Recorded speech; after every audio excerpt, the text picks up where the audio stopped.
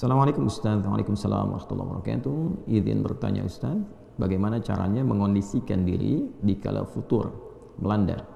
Dan bagaimana caranya agar bisa terus belajar untuk meluruskan niat karena Allah Ustaz? Syukran katsiran, barakallahu fikum. Baik, syukran katsiran, terima kasih juga bagi Anda. Barakallahu fikum, dan semoga Allah memberikan limpahan keberkahan bagi Anda dan kita semua yang terhubung untuk belajar dari sini, karena dengan pertanyaan Anda boleh jadi juga dialami oleh beberapa kita atau saya juga. Dan dengan itu insya Allah kita belajar kembali untuk mendapatkan manfaat dari pertanyaan yang dihadirkan oleh saudara kita ini. Baiklah, futur. Apa itu futur? Saya pernah bahas tentang futur ini detail, dari mulai kalimatnya, katanya, dan sebagainya. Secara singkat adalah kondisi yang menurun ya dari nilai kebaikan. Singkatnya begitu. Jadi ada suatu semangat kebaikan, semangat yang positif, kemudian turunlah semangat itu. Wujudnya dalam bentuk kegiatan amal soleh, misalnya kegiatan yang positif, yang baik, yang soleh. Bentuknya bisa ibadah ritual atau juga sosial. Ibadah ritual misalnya apa? Sholat, kan? Sholatnya sedang bagus-bagusnya nih, bukan hanya fardunya, tapi juga sunnahnya dikerjakan. Tiba-tiba ada satu kondisi yang menjadikan kegiatan ini, yang positif ini menurun, ya. Apapun sebabnya ini. Ya, tiba-tiba bisa turun, kemudian ya sunnahnya sudah mulai menurun, tiba-tiba jadi fardunya awalnya bisa berjamaah, ke masjid jadi turun jamaah karena sebab-sebab yang bukan syar'i gitu kan. Nah, kemudian setelah itu apalagi jadi sendirian, jadi terlambat dan seterusnya. Waliyadzubillah kalau sampai meninggalkan sholat itu kan, itu kondisinya. Atau ada ibadah-ibadah sosial juga, bentuknya banyak nih, ada yang muamalah, ada muamalah maliyah, bisa sedekah misalnya, bisa saling ta'awun 'alal birri wat taqwa. Kalau sedekah kan kaitan dengan materi gitu kan, bisa infak kah itu, bisa lain-lain kah dalam bentuk pakaian, makanan dan sebagainya. Ta'awun 'alal birri wat taqwa, saling tolong menolong, ya kan? Nah, saling membantu, saling mendoakan, interaksinya menurun, gitu kan? Dan turunan-turunan yang lainnya yang bisa kita contohkan dalam berkehidupan, termasuk akhlak yang tadinya tuturnya baik, tiba-tiba kosakata kebaikannya jadi menurun, ya. Yang tadinya senang lihat kajian jadi menurun. Nah, ini pertama sebelum bicara dulu kita bagaimana meluruskan itu semua, kita harus turunkan dulu ini penyebabnya apa, futur itu penyebabnya apa, ya kan? Futur itu rata-rata tuh dua penyebabnya, secara umum dua. Yang pertama ada kesibukan dunia yang berlebihan, kan dunia lawannya akhirat, ya. Walal akhiratu khairul laka minal ula. Dan sungguh kehidupan akhirat itu lebih baik daripada yang ula, yang pertama dunia. Jadi lawan akhirat itu dunia, lawannya selalu begitu, ya. Jadi kalau Anda berlebih akhiratnya, maka dunianya akan ikut nanti, ya. Dan tapi menariknya begini, bukan meninggalkan dunia, ikut akhirat itu bukan meninggalkan dunia, menjadikan value kegiatan dunia itu untuk kebutuhan akhirat, itu maksudnya. Jadi minum tetap minum, makan tetap makan, kerja tetap kerja, nggak berubah kok jam kerjanya, ya kan? Makannya nggak berubah, minum nggak berubah, silahkan selera apa mau ditampilkan asal itu halal dan thayyib, silahkan. Ya minumnya sama, tapi bagaimana value-nya punya nilai akhirat. Khudh biyaminika ma yalik, ambil dengan tangan kananmu yang paling dekat denganmu. Sambillah, sebut bismillahirrahmanirrahim. Jadi begitu akan minum, bismillahirrahmanirrahim, minumannya sama, menghilangkan haus juga, sesuai dengan selera kita bisa pilih. Tapi kalimat bismillahirrahmanirrahim menjadikan itu bagian dari ibadah, kan? Bagian dari ibadah. Kerja juga demikian. Kita berangkat beraktivitas dan niatkan karena ibadah, jadi ibadah di situ, teman-teman sekalian. Ya, tapi kalau kemudian ya fokus dunianya nih dibalik nih, dunia diikutin, akhirat misalnya, ya mohon maaf nih, ya ditipiskan, dikurangi, direduksi, bahkan ya dalam beberapa kasus kadang-kadang lupa, dipilih dunia ditinggalkan akhirat gitu. Ini yang paling repot di sini. Akhirnya apa? Ketika porsi dunia yang terlampau tinggi, ya pekerjaan, mencari pekerjaan yang bisa menunda waktu sholat, ya pasti futur. Ya, padahal Anda tahu Allah pemilik rezeki kan? Allah kan pemilik rezeki. Yang ngasih rezeki siapa? Allah. Kenapa nggak ngikut aturan Allah? Begitu diikuti, Allah berikan rezeki yang membahagiakan, yang menenangkan. Anda tinggalkan, itu capek Anda, lelah. Ya, makanya kerja tanpa ibadah itu pasti lelah. Berangkat lagi, kerja lagi, kerja lagi, kerja lagi, kerja lagi. Itu kan ujungnya capek, lelah. Tapi kalau diniatkan ibadah itu kan menenteramkan jiwa. Ibadah itu konsumsi apa? Konsumsi hati kan? Makanya iman itu kan di hati. Nah, hati itu kan sumber perasaan yang menggerakkan semua bagian tubuh kita. Dia memerintahkan ke akal untuk berpikir. Dia menjadi kerumusan akal diterjemahkan ke bagian tubuh untuk beraktivitas. Makanya kalau hatinya gelisah, akalnya nggak akan tenang, pikirannya pasti kacau. Hati gelisah, pikiran kacau. Dan tindakan itu nggak akan teratur, nggak akan terukur. Karena desainnya begitu, penciptaan kita itu seperti itu, dari hati kemudian naik ke pikiran, baru kemudian ke bagian tubuh kita. Jadi kalau hati bermasalah, pikirannya pasti akan salah. Hatinya dengki, pikirannya pasti akan kotor. Ya, tindakannya pasti akan meracau, pasti nggak bagus. Sumbernya di sini. Ya, dalam jiwa kita. Karena itu agama datang untuk membimbing jiwa, menertibkan akal, dan mengarahkan bagian jasmani kita untuk berbuat yang benar. Itu keindahannya. Maka gampang cari agama yang benar tuh. Lihat aja apakah ajarannya menuntun 3 bagian ini secara optimal atau tidak. Ya, lalu semuanya di penghambaan kepada Allah. Nah, itu poinnya teman-teman sekalian. Jadi kadang-kadang mohon izin ya, sebagian dari saudara-saudari kita dalam berkehidupan yang tinggi tingkat penggunaan akalnya, tapi tidak mampu menggunakan akal itu untuk memahami agamanya. Ini tanda-tanda besar nih. Untuk dunia cepat sekali rumuskan ini, rumuskan itu, tapi pada akhirnya apa? Gelisah, capek. Terus pekerjaan di akhirnya cuma nanam tanaman yang sederhana, nanam kangkung, cabai untuk menghilangkan stres saja. Terus ada yang menghilangkan ya bahkan nyawanya, naudzubillah min dzalik gitu kan. Setelah itu, kenapa? Karena ada yang nggak terpenuhi. Nah, jadi kalau Anda bekerja sampai lelah, capek, sampai tiba-tiba kemudian juga ada kondisi ini mulai tertinggal, mungkin dunianya berlebihan. Ya, sedangkan yang repot begini, yang repot itu kan kita sadar betul akan meninggalkan dunia. Nah, ini poinnya.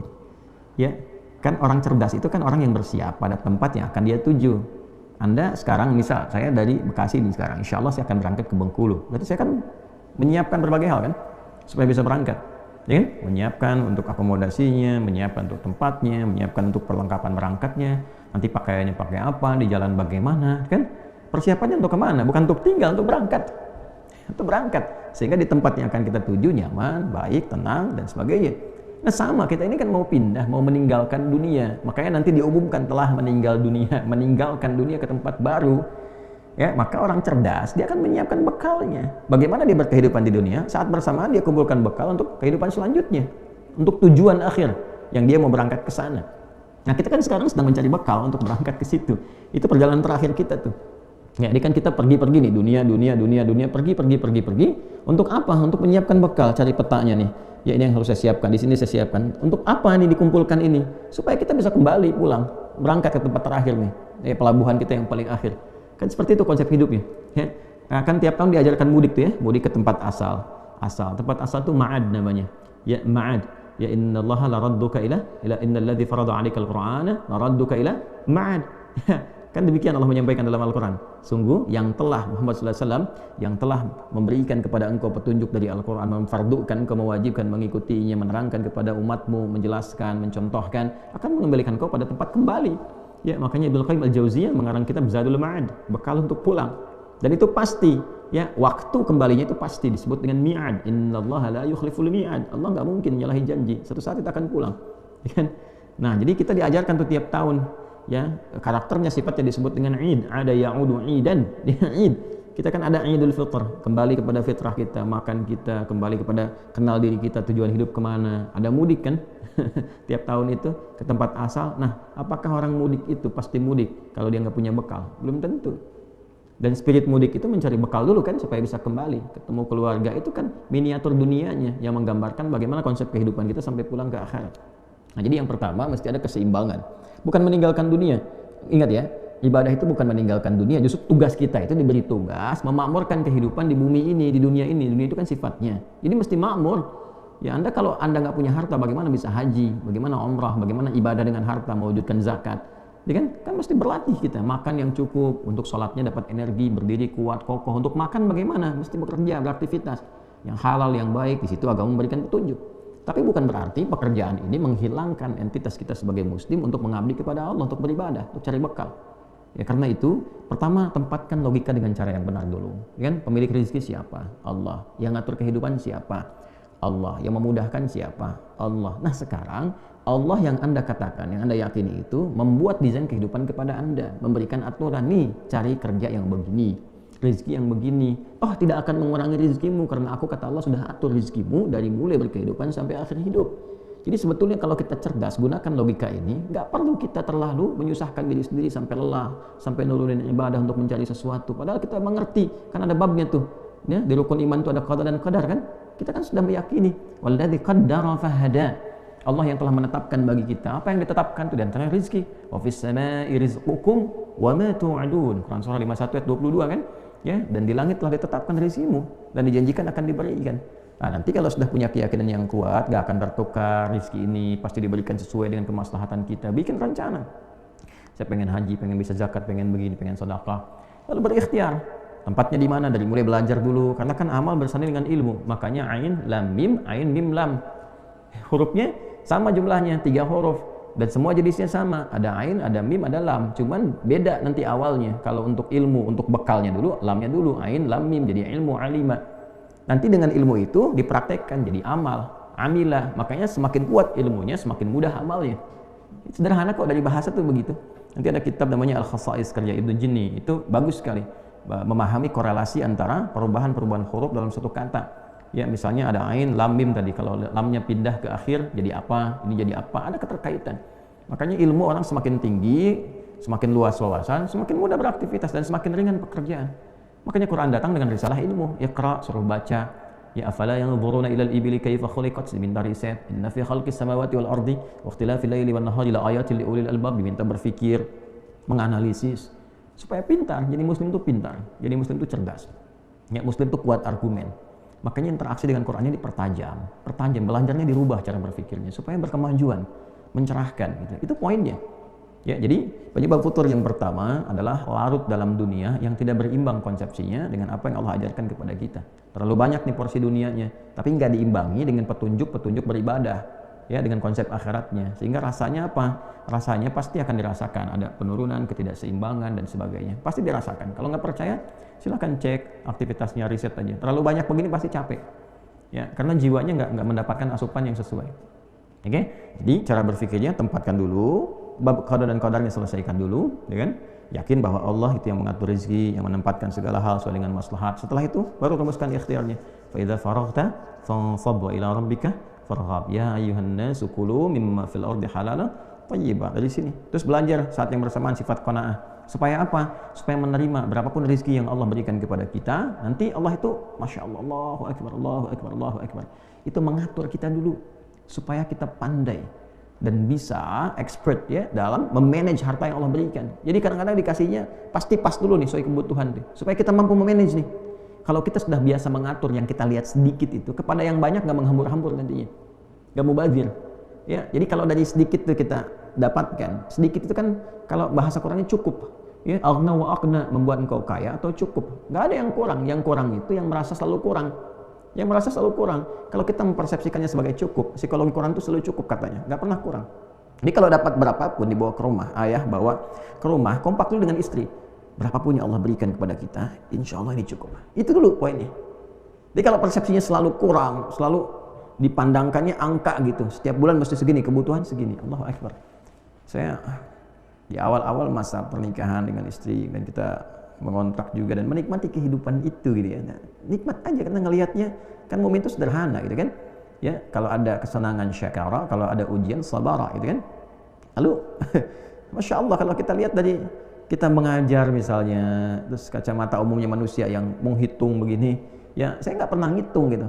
Saya ajarkan pada istri, alhamdulillah kita nikmati berapapun Allah yang berikan pada kita. Nikmati. Lalu suatu saat di akhir bulan, saya katakan pada istri saya, coba hitung deh kehidupan kita dari awal sampai akhirnya berapa yang telah keluar. Dihitung sekian. Masya Allah, berapa yang Allah berikan kepada kita? Ya, setiap biaya dapat tuh berapa? Ya, kalau secara normal nggak akan cukup. Ya, coba Anda bayangkan, ngajar satu kampus dapat 500.000 misalnya. Sementara ketika dicek di akhir bulan, loh kok 5 juta? Loh kok lebih? Loh kok sekian? Dari mana gitu Allah berikan tuh? Ternyata kita tuh kadang-kadang kurang menyadari bahwa ada rezeki min haitsu la yahtasib yang kita nggak sadar. Ya, kita mau makan, tiba-tiba tetangga kirim makanan, ya kan? Masya Allah, kita tiba-tiba mau minum, kita mau makan bareng-bareng, ketemu teman dibayarin, kan Allah yang nitipin juga gitu. Ya, tak sadar ternyata yang Allah kasih dalam sebulan itu nggak pernah kepake. Jalan-jalan, indah qanaah namanya. Nah, makanya tanamkan dulu babnya secara lengkap. Ya, tanamkan dengan lengkap dulu keseluruhannya. Oh, ini seperti ini babnya qada dan qadar, ini babnya qanaahnya, ini bab mendesainnya. Jadi terkadang Allah Subhanahu wa taala memberikan kepada kita yang cukup dulu supaya kita bisa mengatur dengan baik. Nanti kalau sudah bisa mengatur harta dengan baik, Allah amanahkan lebih banyak karena Anda sudah bisa ngatur. Supaya nggak jadi beban di akhirat nanti. Begitu cara berpikirnya. Supaya nggak jadi beban kan dihisab juga. Untuk apa dikumpul-kumpul? Digunakan juga enggak. Cuma buat dilihat, kasihan hidup seperti itu. Dan capek kerjanya tiap malam, pagi, mikirin dunia capek. Wah, nyeting ini, nyeting itu, berangkat sini, capek. Terus kalau udah dapat, dimakannya berapa sih? Ada dapat sebulan 1 miliar, yang dimakan berapa? Terus dikumpul-kumpul juga cuma buat dilihat-lihat, cek, lihat. Buat apa? Ya, Anda tampil ada yang lebih kaya juga dari Anda kok. Terus termotivasi ngumpulin lagi, itu nafsu namanya. Ya, tapi kalau Anda mulai dari ibadah, tata kelolanya jelas. Ya, oh ini yang segini, demikian, ini untuk ibadah, lebihnya begini. Pulang juga nggak repot. Nggak ada ninggalkan keluarga rebutan warisan, berselisih. Tuh kan? Berumah tangga juga terukur. Nggak ada rumah tangga orientasinya harta rebutan. Ini harta saya, harta kamu, harta saya juga. Repot juga gitu. Kalau seperti itu mana kebahagiaan, sakinahnya mana? Ya, mawaddah rahmahnya seperti apa digambarkannya. Maka yang pertama adalah bangun keseimbangan dalam kehidupan dunia, jangan berlebihan juga. Itu poinnya. Yang kedua, penyebab futur itu maksiat. Ya, penyebab futur yang kedua adalah maksiat. Mulai bergeser dari jalur ketaatan. Ya, mulai mata dipakai pada yang tidak tepat. Alih-alih memandang yang baik, memandang yang kurang bagus. Lihat bacaannya apa, tontonannya apa. Kalau lihat di internet, di YouTube apa yang dilihat. Ya kan? Nah, itu pasti akan berpengaruh karena virus kan. Keburukan itu kan virus yang menyebar. Nanti kalau mata terbiasa melihat yang tidak baik, yang salah, yang soleh sudah nggak sensitif lagi. Ya, kan selalu begitu rumusnya. Kanan dan kiri, kanan dominan, kiri pasti akan berkurang. Kiri dominan, kanan pasti akan berkurang. Gitu. Jadi kalau yang solehnya itu dominan, yang salahnya ditekan, ya kan? Ya, tapi kalau yang salahnya dominan, yang solehnya akan turun. Qad aflaha man zakkaha wa qad khaba man dassaha. Quran surah 91 Asy-Syams ayat 9 sampai 10. Demikian adanya. Jadi kalau mata biasa dipakai yang saleh, yang taat, yang maksiat akan anti. Melihat sesuatu yang maksiat itu sensitif. Udah gitu kan, jauhi, tinggalkan, astagfirullah. Tapi kalau dipakainya pada yang kurang bagus, nanti pada yang baik-baik susah. Ngelihat Quran tuh nggak ada getaran, nggak ada rasa pengen baca, pengen interaksi dan sebagainya. Ya kan? Jadi kalau bukan dunia berlebihan, maka maksiat. Ya, sama, keibadah juga begitu nanti. Kalau salah makan lewat mulut, salah makan nih. Ya, nerima yang haram. Menggunakan yang syubhat misalnya, ya paling minimal kan yang syubhat tuh yang belum diperjelas. Kalau ada syubhat tuh diperjelas dulu sampai jelas. Bukan langsung ditinggalkan, diperjelas. Ya, baru kalau belum tahu ini jelas atau tidaknya, belum terang, ya, bayyin halal dengan haramnya. Innal halala bayyinun wa innal haram bayyinun wa bainahuma umurun mushtabihat. Yang halal itu jelas, yang haram itu jelas. Di antara keduanya ada yang syubhat. Nah, kalau ada syubhat ini, bukan ditinggalkan dulu rumusnya, jelas dulu, perjelas dulu, ini halal atau haram. Kalau belum menemukan itu, tahan diri dulu, itu maksudnya. Ya kan? Nah, sekarang ada orang dapat pekerjaan nih, kan dia tahu halal dan haram, tapi terjebak pada yang haram, terima sogokan, mulai korupsi, mulai ngatur-ngatur, apalagi kalau sudah sistemik, bahaya tuh. Ya, bahaya, karena itu menular. Hati-hati, maksiat itu menular. Ya, makanya kalau dikerjakan dengan berjamaah, mengikat dia. Kalau sudah mengikat jadi sistem, itu yang paling bahaya. Kalau sudah jadi sistemik namanya. Jadi orang baik pun masuk ke situ jadi buruk, ya. Nah, maka ini yang penting dievaluasi bagi diri kita itu, tempatkan sesuai dengan tempatnya, diurutkan. Maka tata dari ujung kepala sampai ujung kaki. Kita punya babnya lagi. Bagaimana menata supaya pikiran itu berpikir yang baik. Maka kita punya konsep husnudzan, ya kan? Supaya tenang. Mata melihat yang baik. Itu ayatnya ada semua nanti. Ayatnya ada semua. Ya, dari mulai dzan itu inna ba'dadh dhanni itsam, awas ada pikiran yang bisa berpeluang menghadirkan dosa seperti suudzon, merencanakan keburukan dan sebagainya, ya kan? Memikirkan yang jelek, memikirkan tentang adu domba, namimah, ya qatat dan sebagainya. Dalam hadis itu hati-hati tuh ya, ada peringatan-peringatan itu. Nah, kemudian apalagi teman-teman sekalian, turun ke mata, Quran surah ke-24 ayat 30 untuk laki-laki, 31 untuk perempuan. Kullil mu'minina yaghuddu min absarihim, jaga pandangan supaya enggak salah, supaya enggak futur.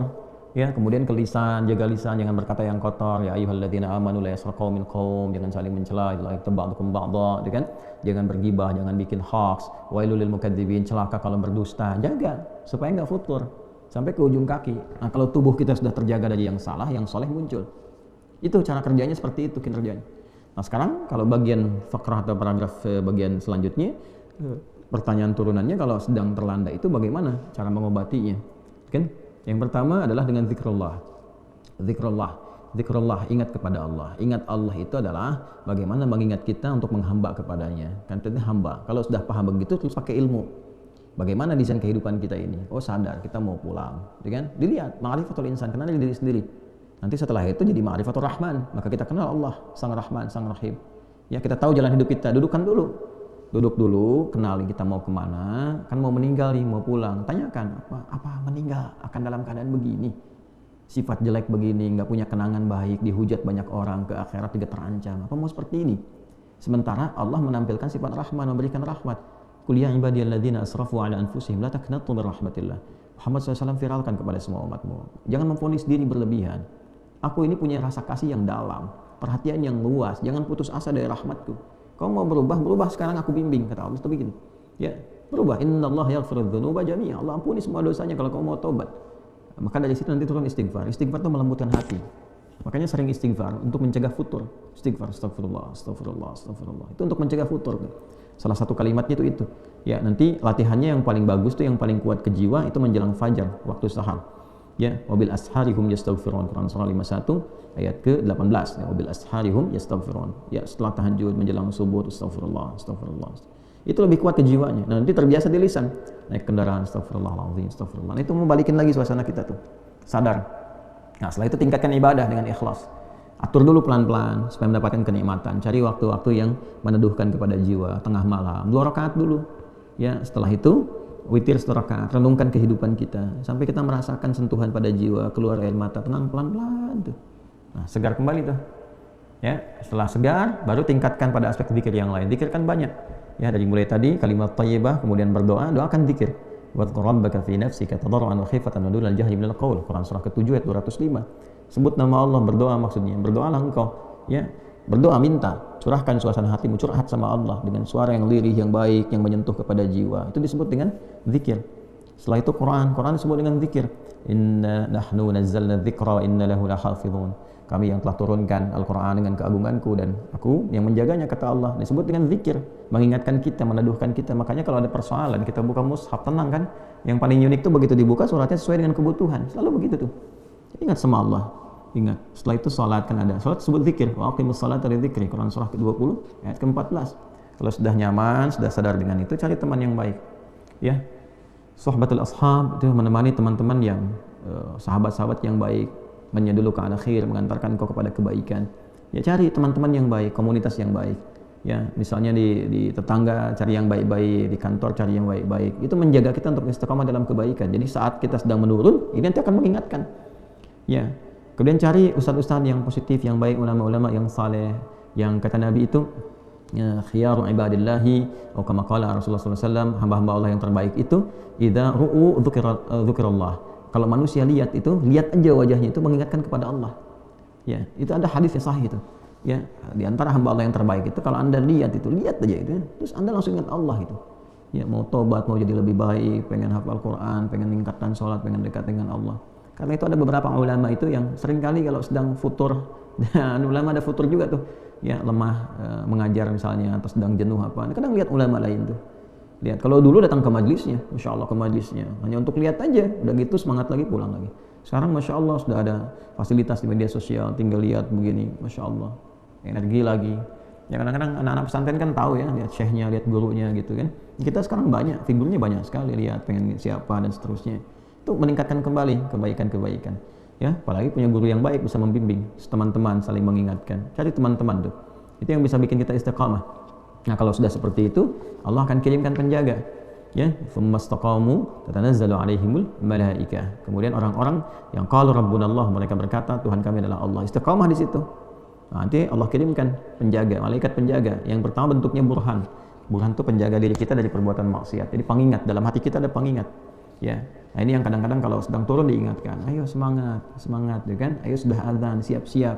Tanpa sadar tuh, kalau udah terbiasa tuh di hati kita ada pengingat, itulah burhan. Menjaga kita dari perbuatan maksiat.